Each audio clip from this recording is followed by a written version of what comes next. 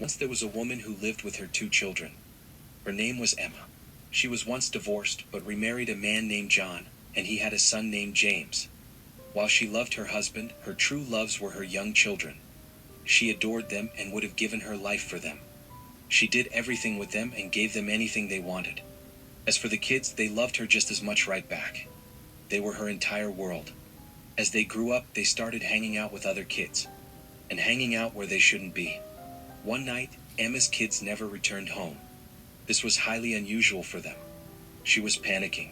Her kids were gone way longer than they should have been, and so she called the police to see what happened.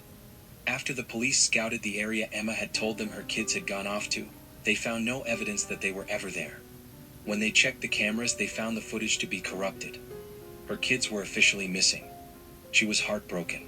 That night she had cried and cried and cried her eyes out. John tried to comfort her that they would be looking for them, but she snapped back.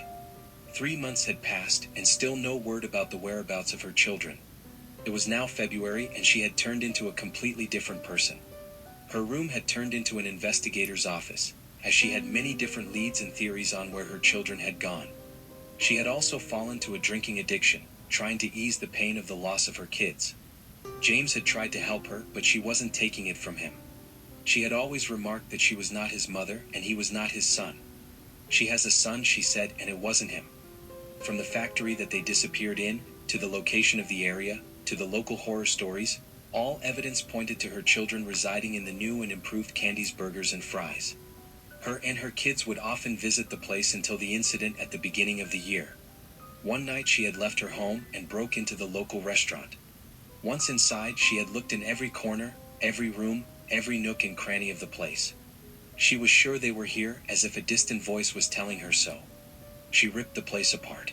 Everything had been looked in. She didn't find them. Now there, sitting in the dining room, she stared at the robotic cats on stage, lifeless, and staring as if they were looking into her soul. She was tired and exhausted from the crying. Then it hit her.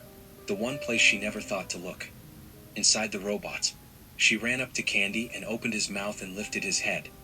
What she found was a sight she had feared the most.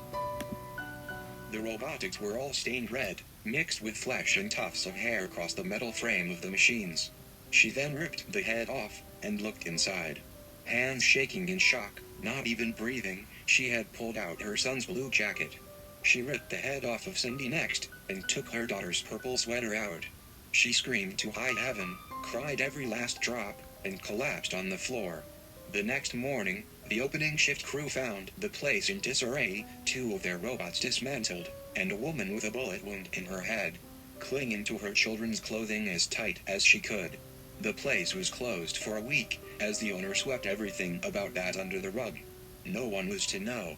When Emma woke up, she was a spirit. But she couldn't see her kids. Where were her kids?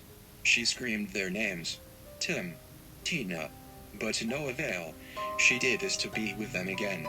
Now she is doomed to wander the halls of Candy's wherever it goes. And that is the story of the broken mother. A woman who was so desperate to be with her kids, she did the unthinkable, and paid the price. Come back to me again sometime, and maybe I shall tell you another story.